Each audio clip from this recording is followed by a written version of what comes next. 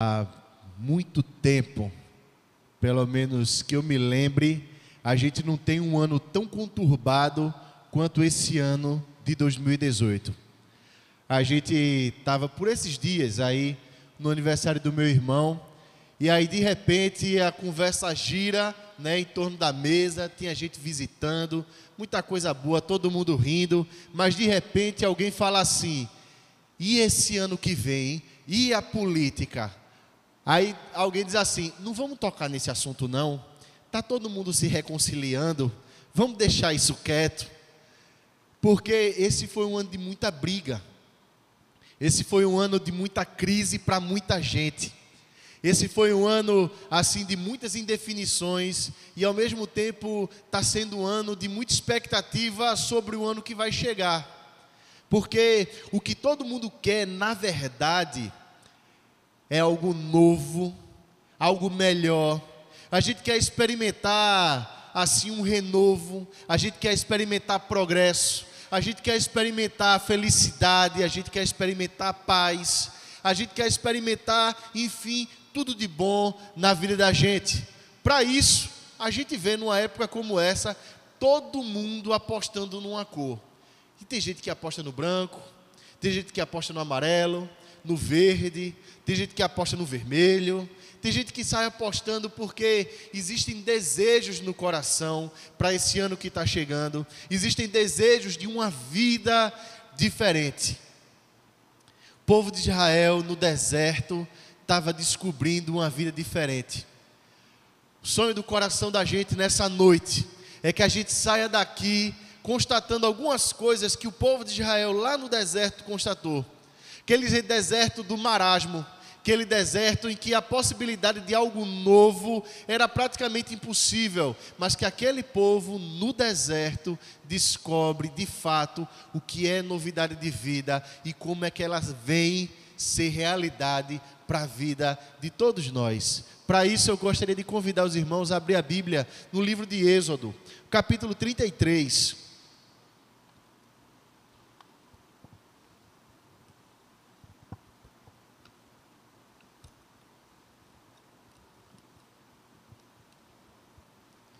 Êxodo capítulo 33, a gente vai ler o capítulo inteiro, tá certo?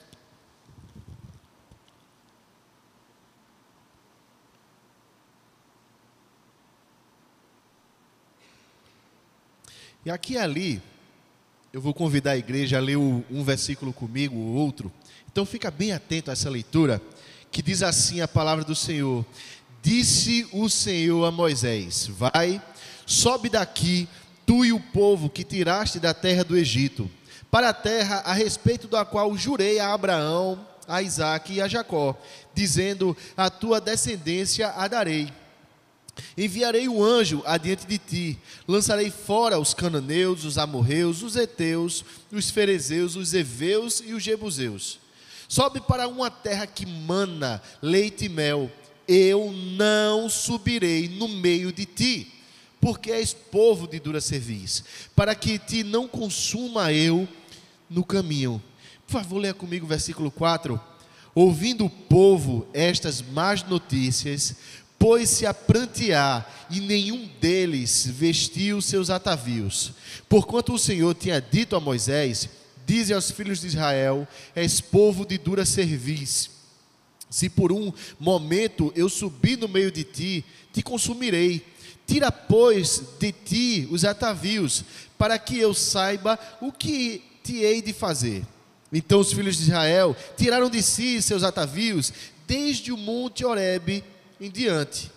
Ora, Moisés costumava tomar a tenda e armá-la para si, fora, bem longe do arraial, e lhe chamava a tenda da congregação. Todo aquele que buscava ao Senhor saía à tenda da congregação, que estava fora do arraial. Quando Moisés saía para a tenda, fora, todo o povo se erguia, cada um em pé, à porta da sua tenda, e olhava olhavam pelas costas até entrar ele na tenda. Uma vez dentro Moisés da tenda, descia a coluna de nuvem e punha-se à porta da tenda, e o Senhor falava com Moisés. Todo o povo via a coluna de nuvem que se detinha à porta da tenda. Todo o povo se levantava e cada um à porta da sua tenda adorava ao Senhor. Por favor, leia comigo o versículo 11. Falava o Senhor a Moisés face a face, como qualquer fala seu amigo. Então voltava Moisés para o arraial, porém o moço Josué, seu servidor, filho de Num, não se apartava da tenda. Disse Moisés ao Senhor: Tu me dizes, faze subir este povo, porém não me deste saber a quem hás de enviar comigo. Contudo disseste: conheço-te pelo teu nome, também achaste graça aos meus olhos. Agora, pois, se achei graça aos teus olhos, rogo-te que me faças saber neste momento o teu caminho, para que eu te conheça e ache graça aos teus olhos. E considera que esta nação é teu povo. Por favor, leia comigo o versículo 14.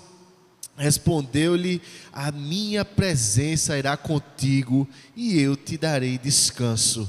Então lhe disse Moisés: se a tua presença não vai comigo, não nos faça subir deste lugar, pois como se há de saber que achamos graça aos teus olhos, eu e o teu povo? Não é porventura em andares conosco, de maneira que somos separados, eu e o teu povo, de todos os povos da terra?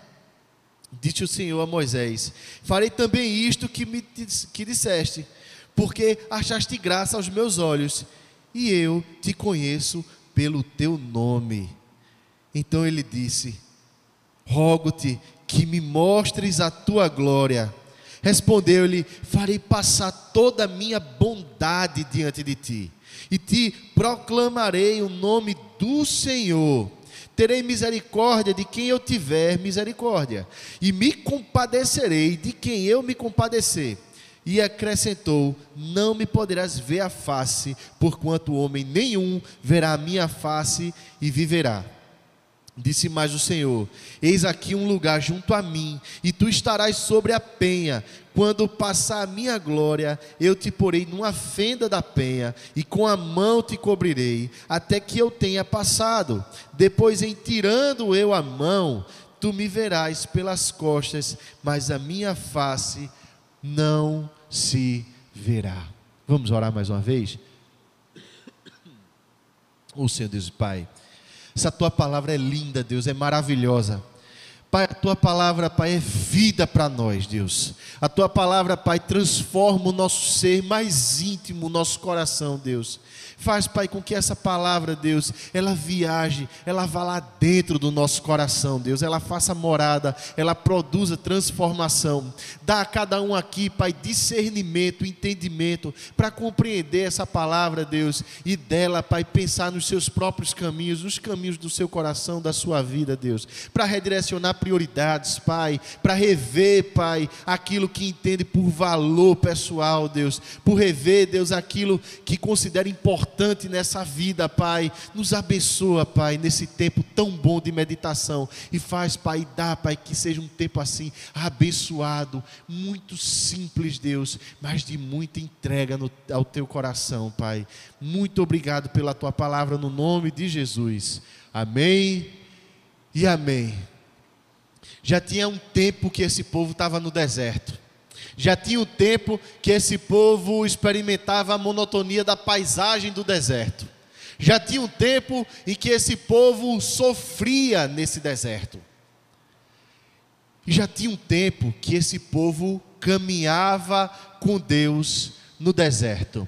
E esse relacionamento com Deus, ele foi surgindo assim aos poucos.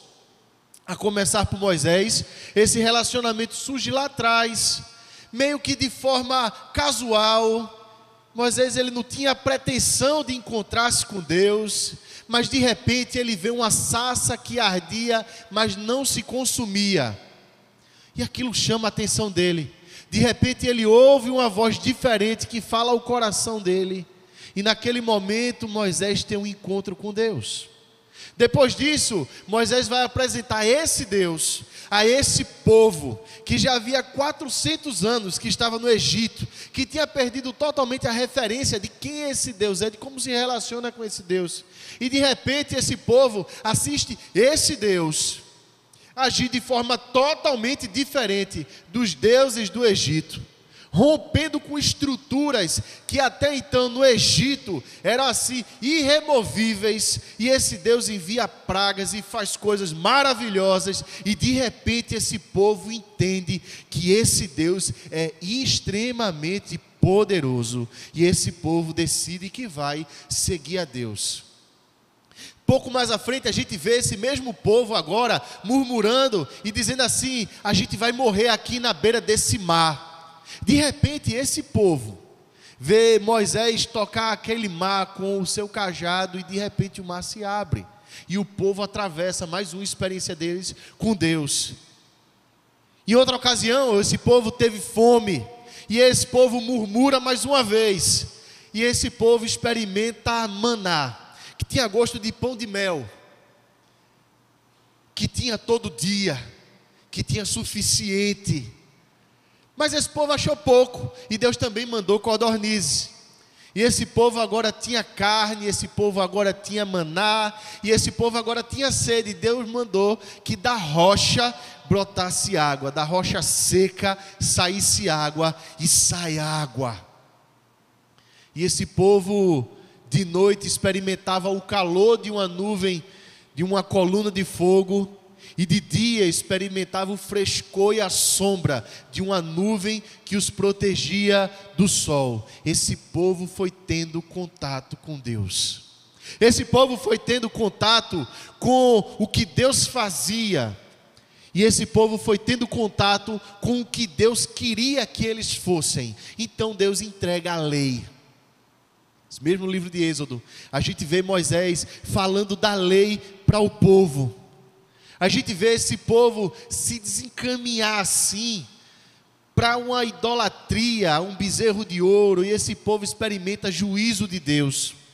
Enfim, esse povo estava conhecendo a Deus. Aos poucos, numa caminhada diária, esse povo estava conhecendo a Deus.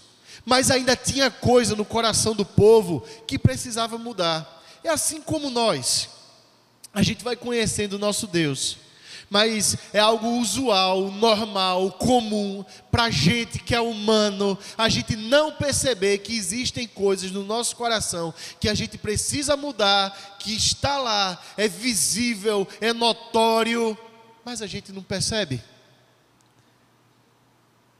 Mas a gente queria Deus, e aí a gente chega nesse momento aqui, depois que o povo tinha assim se perdido na idolatria, capítulo anterior, tinha experimentado o juízo de Deus.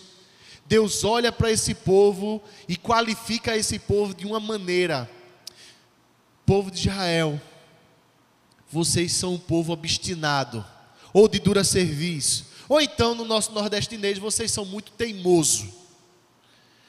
Pense num povo teimoso. Isso significa que esse povo não queria mudar, não tinha essa disposição no coração de mudar. E que coisa difícil para a gente é mudar, não é? A gente parece que é meio que acometido ou atacado pela síndrome da Gabriela. Lembra dessa música? Eu nasci assim, vou viver assim, eternamente assim, para sempre assim, Gabriela. A gente tem uma dificuldade imensa em mudar, e esse povo de Israel tinha essa dificuldade assim clara, patente, visível. Eles não queriam mudar. Só que eles já tinham experimentado o juízo de Deus antes. E Deus já tinha deixado claro que aquele que não muda não consegue viver na presença de Deus. Porque se é um Deus poderoso, se é um Deus infinitamente mais sábio, se é um Deus justo, é Ele que determina o que é certo e o que é errado. E uma vez que o povo é que queria viver e saber o que era certo e errado ao seu próprio modo, significava necessariamente que eles estavam no juízo de Deus. E Deus não iria admitir um povo que vivesse em pecado e sem querer mudar. Então, Deus, ele chama Moisés e ele diz algo para Moisés. Ele diz assim: Moisés, é o seguinte, eu fiz uma promessa para você. Eu fiz uma promessa para Abraão, fiz uma promessa a Isaac. Uma promessa muito antiga, que eu iria multiplicar um povo e que esse povo ia habitar numa terra que mana leite e mel. Ok, Moisés. Vocês vão ter tudo de material. Vocês vão ter tudo que vocês precisam. Eu vou tirar aquele povo, eram várias nações que estavam lá. Eu vou tirar aquele povo todo que está lá. Mas eu não vou com vocês não. Eu não vou com vocês. De repente Moisés para, e Moisés acha isso muito ruim. Moisés comunica ao povo, e a essa altura do campeonato, o povo também achou isso ruim. Você já parou para perceber, quando chega numa época dessa do ano, a gente quer algo novo, a gente quer um progresso, a gente quer coisa boa na vida da gente, mas a gente quer a partir de uma materialidade, de uma exterioridade, de alguma coisa que é impossível de fazer a gente feliz, mas mesmo assim a gente quer. Talvez, se a gente tivesse no lugar do povo de Israel, nesse momento, a gente diria assim para a proposta de Deus: está ótimo, beleza, perfeito, então o Senhor dá tudo de material, limpa um caminho para a gente e vai dar tudo certo. Vez por outra a gente é flagrado, às vezes pela nossa própria consciência, no dia a dia, talvez não querendo, mas de fato agindo assim. Querendo qualquer transformação e mudança na vida da gente, a partir de tudo aquilo que é exterior. Se apegando àquilo que já se tornou muito comum para a gente que é crente, dizer assim: eu quero a bênção. Mas muitas vezes, na prática, a gente não quer o Deus da bênção. E se talvez essa proposta fosse dada para a gente hoje, isso soaria no coração de muita gente como um pedido ao gênio da lâmpada, e a gente diria: eu quero. Não é isso que eu vivo pedindo a Deus? Não é isso que eu vivo querendo que se materialize para mim? Um emprego melhor, um carro melhor, uma casa melhor. Não é isso que produz em mim às vezes tanta angústia? Não é isso que produz em mim às vezes tanto corre-corre? Não é isso que determina as minhas prioridades? Não é isso que faz com que eu perca o sono muitas vezes à noite? Eu quero mais.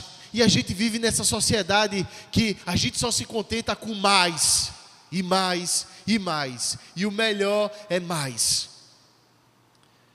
Na contramão disso, dessa lógica, a essa altura do campeonato, na caminhada com Deus, o povo de Israel, junto com Moisés, olha essa proposta de Deus e diz: aí não, aí o Senhor pegou pesado demais com a gente, aí tá demais, aí a gente não tem motivo de festa. O povo de Israel tinha saído do Egito com muitos presentes, então tinha muito ouro, tinha muito adereço de ouro, tinha muita fita pendurada nas vestes. O povo saiu do Egito numa perspectiva assim de muita festa, porque agora a gente tem um Deus que vai dar tudo para a gente. A gente está indo agora para uma coisa muito melhor, mas é porque nada daquilo que a gente acha importante vai faltar para a gente. Mas agora o povo começou a descobrir que aquilo que de fato é essencial e é importante, a vida, nunca vai estar nessas exterioridades, mas sim no coração. E o coração, só quem ocupa é Deus. Aí o povo pranteia, e o povo acha ruim.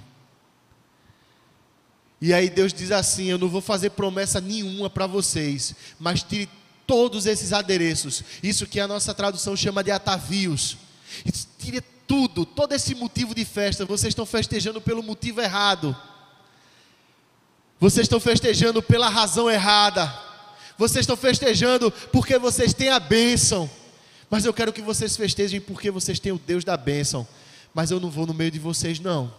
Aí o povo acha isso tão ruim, que o povo realmente tira tudo. E tira tudo dali para frente. A palavra que a gente leu diz que desde o Monte Horebe, desde aquele lugar onde eles estavam, até o fim da viagem, e aí vamos combinar e lembrar, foram 40 anos, eles não usaram mais esses atavios. Significa não que havia a partir dali uma mudança externa, mas é que porque a partir de uma mudança interna, de uma constatação do coração, de uma conclusão que é tirada na alma, eles perceberam que aquilo que não podia faltar na vida deles era a presença de Deus. Tudo mais podia faltar, menos a presença de Deus. Tudo mais eles podiam viver sem, mas a presença de Deus eles não poderiam prescindir de jeito nenhum. E eles tiram tudo ali. E aí Deus ele não fez promessa nenhuma com essa retirada. Deus disse: eu vou ver o que é que eu vou fazer a partir daí. Mas, ao mesmo tempo, parece que o texto... Perdão, irmãos. Parece que o texto dá um corte assim abrupto nessa tomada de decisão do povo.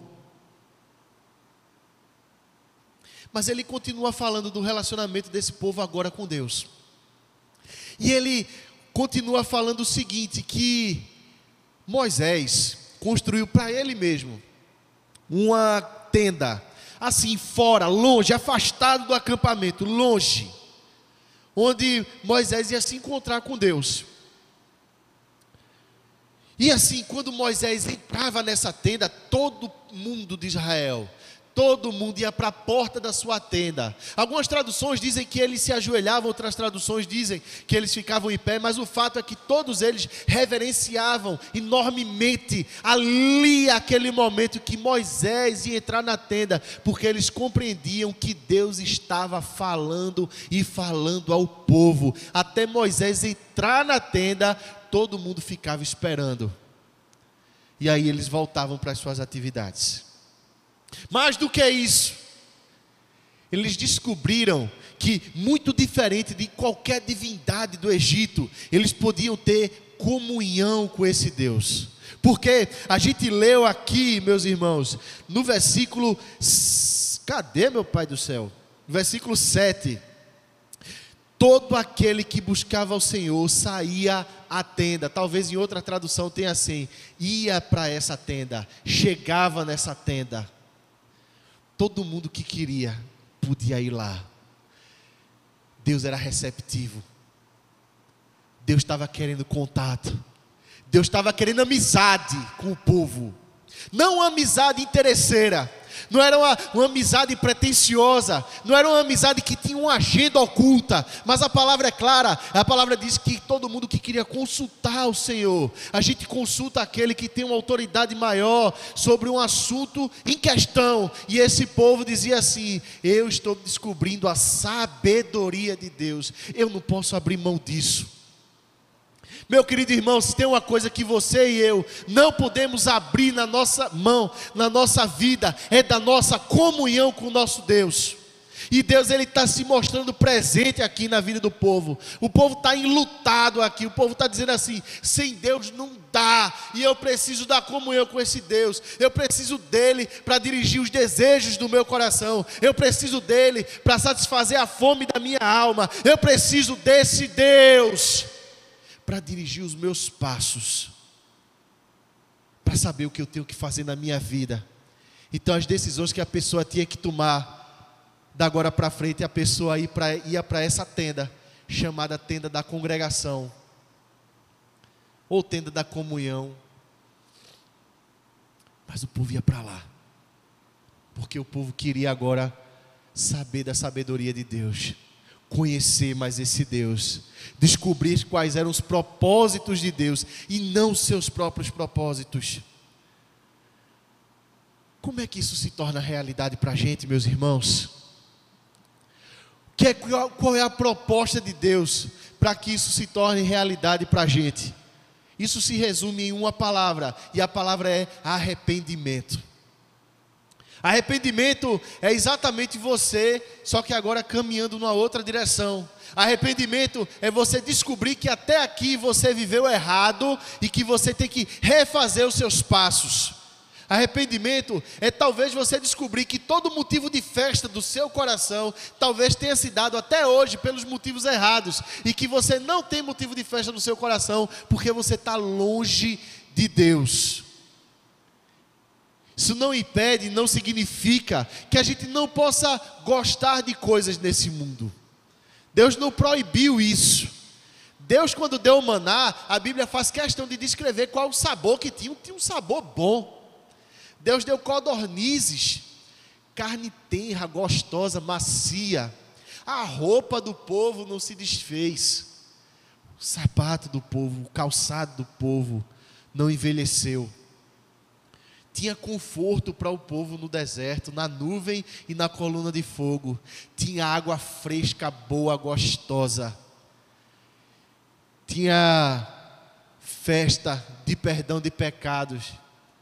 Em outras palavras, o nosso Deus, Ele não tem um problema com aquilo que é material, mas Ele tem um problema quando aquilo que é material está no lugar errado no nosso coração. Quando é isso que traz felicidade, quando é isso que produz angústia no nosso coração. Por quê? Porque aquilo que é realmente necessário, só o nosso Deus pode produzir na sua alma, no seu coração. Então o caminho para a gente refazer, o caminho para a gente repensar, o caminho para a gente trazer essa realidade de Deus, a vida da gente se chama arrependimento. E aí eu quero te convidar a fazer um momento aqui, para você pensar aí no seu lugar, quais foram as prioridades, quais foram os motivos de festa seu desse ano. De repente foi porque o seu candidato ganhou a eleição e você acha que agora vai. Um novo Jesus Cristo está se levantando em Brasília e vai limpar tudo. E agora você descobriu que ano que vem você vai empreender e vai ganhar e vai fazer, e você vai descobrir que você pode mais. Você de repente descobriu que esse ano, depois de tantas lutas e de tanto perrengue, você não foi destruído. E aí você disse no seu coração: eu sou forte, eu posso e eu vou. E ninguém me segura. E ano que vem é outro ano. E a pessoa se levanta e acha que vai fazer e vai acontecer. Meu irmão, deixa eu te convidar à proximidade com Deus, a essa proximidade da tenda da congregação, a essa proximidade e essa comunhão com Deus, de você saber experimentar cada dia o que é Deus guiar os seus passos. O novo na vida da gente se dá à medida que a gente vai experimentando essa comunhão com Deus. E a vida de Israel é muito parecida com a nossa vida. Um pai do deserto, chamado Gregório Grande, ele escreveu algo que me chamou muita atenção e eu queria compartilhar com os irmãos. O povo de Israel, eles viviam à parte de Deus e assim, inicialmente eles não queriam comunhão com Deus não, parece muito com a gente, e parece muito a nossa relação com Deus. Esse Gregório Grande, ele disse mais ou menos assim, que as coisas desse mundo, as coisas materiais, elas, quando a gente não tem, a gente vai atrás delas, e a gente se sacia delas e se farta delas, e uma vez que você está saturado delas, você cria uma certa aversão e você não quer ver mais. Assim são as coisas desse mundo. Assim, por exemplo, é a sensação de muita gente quando quer algo assim demais. Por exemplo, uma casa nova, um carro novo, um celular novo, seja lá o que for, e aí você, até um relacionamento novo, a pessoa vai lá e começa aquele namoro e tá uma delícia, que coisa boa, menina linda, o rapaz super educado, não é? De repente você descobre que ele tem umas manias feias, que ela é meio chata. De repente você descobre que tem um celular melhor. De repente você descobre que saiu um carro novo no meio do ano. Aí você diz, que cara de pau da Ford, eu mal comprei o meu Ford Ka, financiado em 800 vezes, e ela já tem a cara de pau de no meio do ano já lançar um modelo novo, só para eu querer. Você descobre, meu irmão, que você quis alguma coisa, e quando você tem aquela coisa, aquele negócio não lhe satisfez. Perdeu a graça. Perdeu a graça. Já quando você pensa no espiritual, é assim. A gente tem uma aversão no começo, apatia, a gente não quer. A gente às vezes tem preguiça de vir à igreja. A gente pode passar assim dias e mais dias sem ler a Bíblia.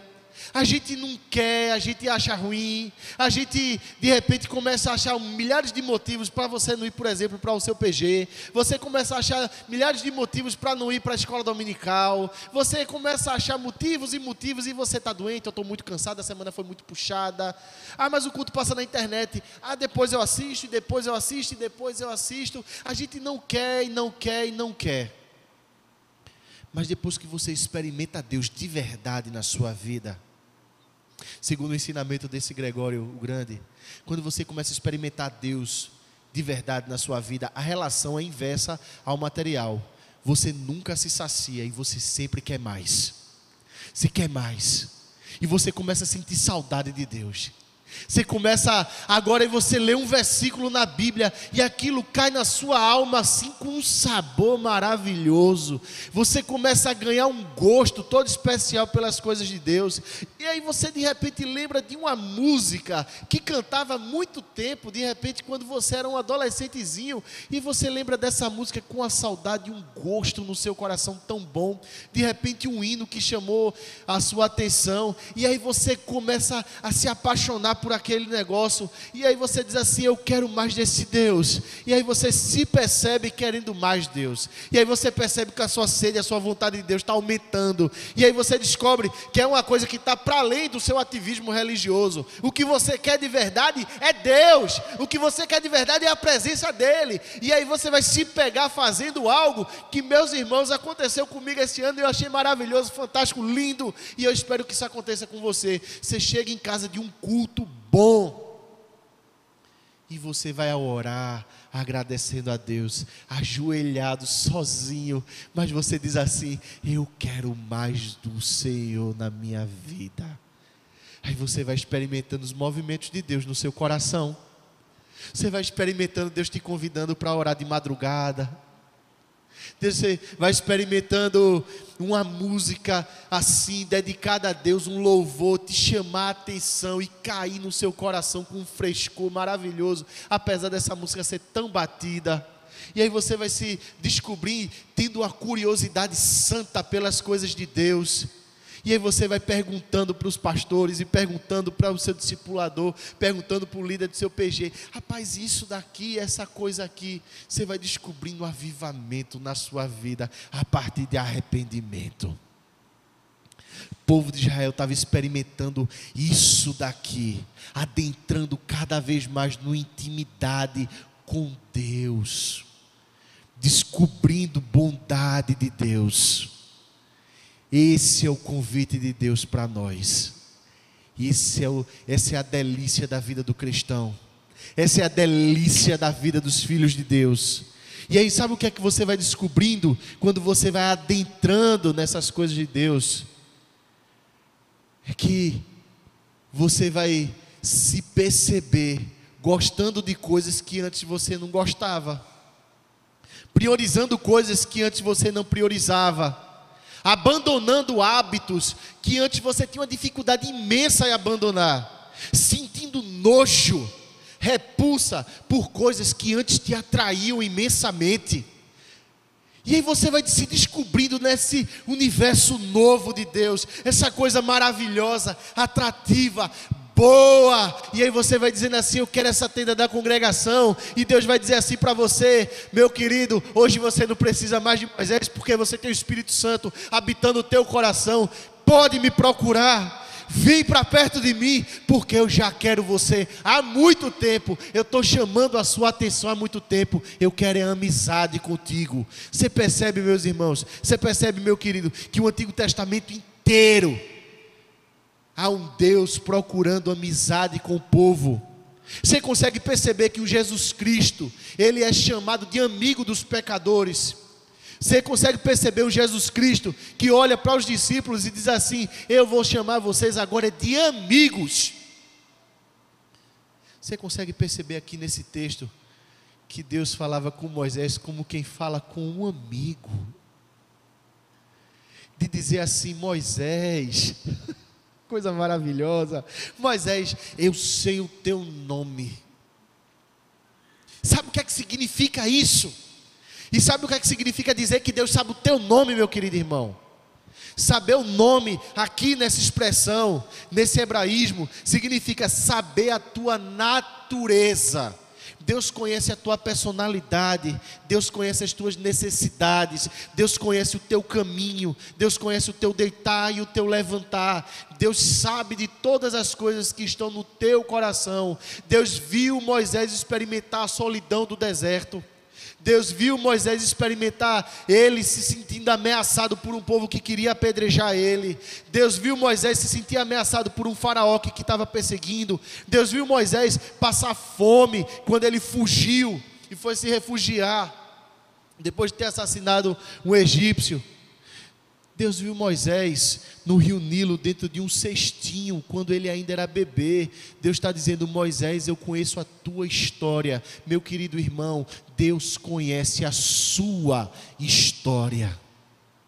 Ele sabe absolutamente tudo sobre a sua vida, e a condição de pai dele não permite que ele deixe de ser o nosso pai em momento nenhum. A onipresença de Deus superabunda em toda a existência, e ele permite que ele conheça tudo que está no seu coração, muito melhor do que você mesmo. E você só vai conhecer a você mesmo, meu querido irmão, minha querida irmã, quando você se entregar a Deus. Você vai se descobrir nele, você vai saber quem você é nele.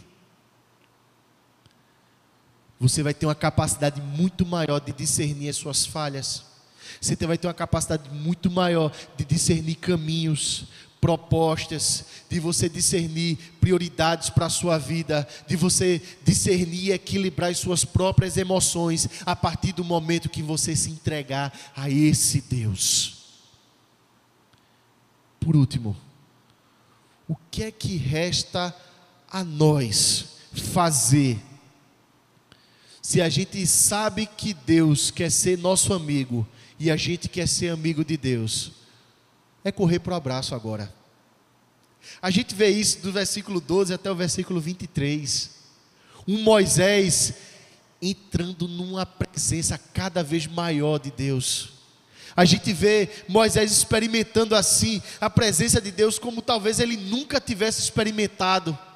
Moisés, ele olha para Deus e diz assim: eu te peço nesse momento. Ele faz como que uma exigência para Deus. Ele diz assim: eu quero conhecer o teu caminho. Ele diz assim: eu quero ver a tua glória. Ele está dizendo assim, em outras palavras, tudo que Moisés, a gente pode resumir dizendo assim: eu estou com sede do Senhor, por favor, fale comigo. Sabe, todo vazio que você sente, meu querido irmão, e que você tenta preencher com qualquer coisa que não seja Deus, na verdade você está precisando é de Deus. Toda saudade que você sente, todo anseio do seu coração, toda ansiedade e angústia instalada na alma, só se resolve na alma. E o que você precisa, meu querido, é se entregar a esse Deus maravilhoso, para Ele mostrar quais são esses caminhos do seu coração. E a resposta desse Deus a Moisés é dizer assim: ô Moisés, é isso, é? Tá certo, Moisés. Sabe o que eu vou fazer com você? Eu vou te dar descanso. Olha só isso, versículo 14: a minha presença irá contigo, e eu te darei descanso. não são as minhas bênçãos, Moisés. Não é a terra prometida, porque a terra prometida, meus irmãos, não era um fim em si mesmo, não. A terra prometida era um meio, era um lugar somente que Deus estava construindo a história da salvação de todos nós. Era porque nessa terra prometida que tinha que vir o Messias. Não é que a terra prometida fosse um fim em si mesmo, mas é porque Deus, Ele estava construindo história. E a história de ir para a terra prometida tinha muito mais a ver com a cruz do nosso Cristo do que com um lugar para morar.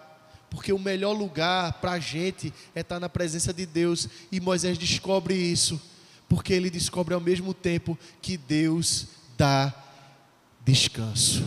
Você talvez chegou agora, nessa época, no fim do ano, tão cansado da vida. Você chegou cansado de repente do seu curso universitário. Você chegou aqui cansado dos seus alunos. Você chegou cansado do seu casamento. Você chegou cansado assim do seu trabalho. Você chegou assim dizendo: Deus, ó, para mim já deu. Estou no meu limite. Aí a palavra aqui é shalom. Eu vou te dar shalom. Sabe o que é esse shalom? É a paz da saciedade. Deus está dizendo assim: eu quero resolver o seu coração, mas eu só resolvo o seu coração se você adentrar em intimidade comigo. Porque se você estiver na luz, você se percebe sujo, mas se você estiver em trevas, você só vai se perceber limpo, porque é você que vai se julgar. Então Deus está te convidando hoje a entrar no descanso dEle, do encontro com Ele. Oh, irmão, talvez você descobriu isso já tarde na sua vida, mas você esqueceu de novo. Ser assim, está na igreja, mas está meio que perdido dentro de casa, sabe como é? O coração deu uma esfriada, você se perdeu assim, em tantas coisas, e seu coração está tão frio que às vezes você não tem nem vontade de vir. Mas você sabia que foi Deus que trouxe você hoje para aqui? Para conversar com você sobre intimidade com Ele, sobre a onipresença dEle, e para dizer assim: talvez na sua vida não vai ser como a de Moisés. Talvez você não vá ser colocado por Deus para ver a glória dEle. Talvez você não vai experimentar o toque físico da mão de Deus te cobrindo assim. Mas eu posso te garantir o suficiente: tudo aquilo que Deus falar ao teu coração vai ser suficiente para saciar a sede e a fome da tua alma. Só para exemplificar, a gente não vê, por exemplo, Davi com uma experiência como essa que Moisés teve.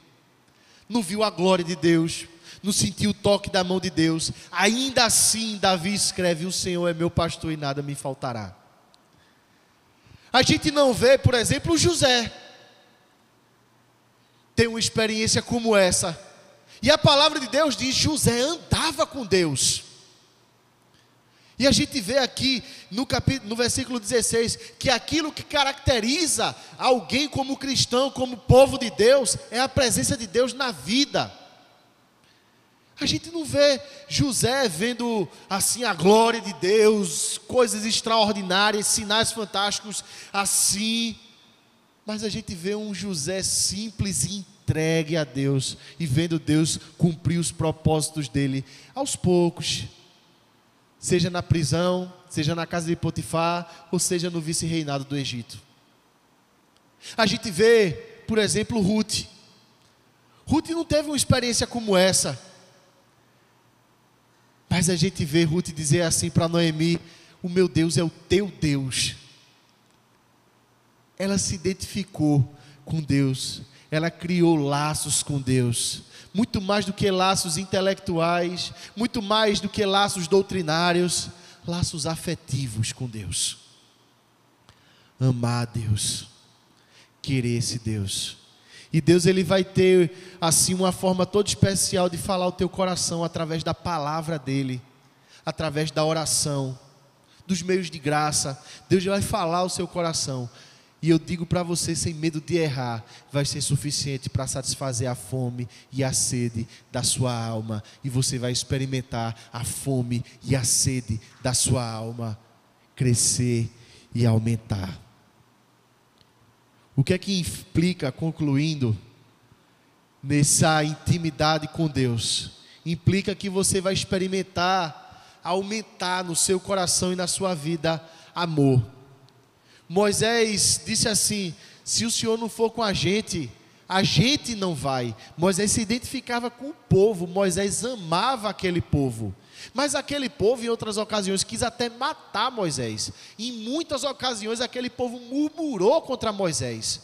Mas Moisés, à medida que experimentava intimidade com Deus, passou a amar aquele povo. O difícil de ser amado passou a ser amado por Moisés. Deus mudara o coração de Moisés. Deus mudara o coração de Moisés. Quer experimentar o novo? Experimenta Deus fazer o seu coração novo. Talvez a sua realidade externa não venha a ter mudanças gigantescas, mas a forma como você vai enxergar a sua realidade profissional, sua realidade matrimonial, sua realidade familiar, a sua realidade financeira, isso vai mudar muito. Você vai entrar no descanso de Deus, no shalom de Deus. Está aberta a porta. A tenda está aberta. Você pode entrar. Fica à vontade. Vai consultar o seu Deus. Você pode fazer isso hoje. E eu quero te convidar a fazer isso agora. Intimidade com Deus. Em oração. Era assim que Deus ensinava o povo de Israel. Foi assim que Jesus ensinou os seus discípulos. E é assim que a gente vai fazer agora. Pedir a Deus essa intimidade com Ele. Vamos orar? Deus, a gente está te pedindo isso agora, Pai. A gente está te pedindo intimidade com o Senhor. Assim, Pai, a partir de um desejo do coração. A partir, Pai, de um coração que entende uma necessidade maior nesse mundo, na vida, que é do Senhor. E só o Senhor pode preencher isso. Só o Senhor pode ensinar aquilo que a gente precisa aprender, Pai. Só o Senhor pode tapar um vazio existencial profundo que está lá dentro, que existe como realidade, Pai, no coração de tanta gente, Deus. Pai, tem tanta gente que de repente entrou aqui, Deus, que está terminando o ano tão amargurado, Pai, tão vazio, tão sem paciência para nada, Pai. Ensina, Deus, o teu caminho. Ensina o teu caminho, Deus, assim, Pai, de um despertar para a tua vida. Despertar, Pai, para uma devocionalidade diferente. Despertar, Deus, para ver a vida com as cores que o Senhor quer mostrar. Para experimentar a tua provisão. Sim, Pai, a tua provisão. Mas sem permitir que essas coisas encham nossos olhos. Para experimentar, Pai, sim, grandes realizações, Pai, de repente se formar, de repente experimentar filho nascer, de repente experimentar assim um renovo no casamento, mas saber que tem que dar graças ao Senhor, porque tudo vem do Senhor. Pai, a gente quer te agradecer, Senhor, porque o Senhor está trazendo a nossa vida a uma ordem, está trazendo a nossa existência, Pai, a um ordenamento produzido pelo Senhor. Isso é sabedoria tua, Pai. Isso é bondade tua, Deus. Isso é discernimento do teu Espírito. Isso é coisa santa, Pai, que o Senhor está permitindo a cada um de nós adentrar, porque o Senhor nos tem santificado, Pai. Abençoa-nos, Deus. Aumenta a nossa fome, a nossa sede. Nos atrai para perto do Senhor cada vez mais, Deus. Produz avivamento na tua igreja, Pai. Que esse ano que vem seja o ano de descobrir uma comunhão maior com o Senhor. Em nome de Jesus. Amém e amém, meus irmãos.